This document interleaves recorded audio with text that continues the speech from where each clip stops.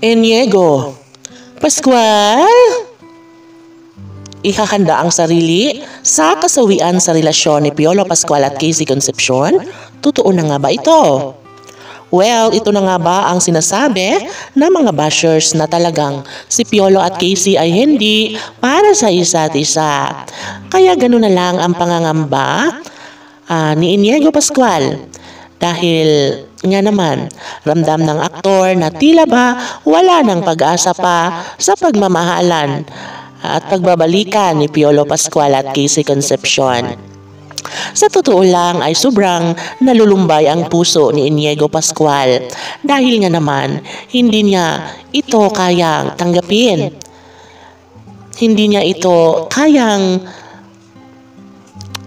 panghahawakan dahil nga naman ang gusto ni Iniego Pascual ay makatuluyan ng kanyang amang si Piolo Pascual, ang pretty girl, ang nag-iisang prinsesa na si Casey Concepcion. Kaya malaki ang katanungan ni Iniego Pascual kung bakit gano'n na lamang ang nangyayari sa kanilang pagmamahalan. Unang-una sa lahat ay hindi kaya ni Papa P na ibigay ang isang pagkakataon na talaga nga namang hindi po pwede para sa mga puso at paghihiwalay ni Piolo at Casey.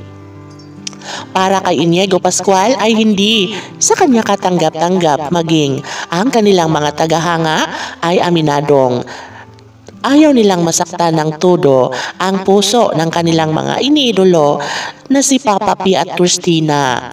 Alam nila na kayang mapagtagumpayan, harapin ng buong puso hanggang sa maibigay ni Piolo at Casey ang tunay na kahihinatnan sa kanilang pagmamahalan.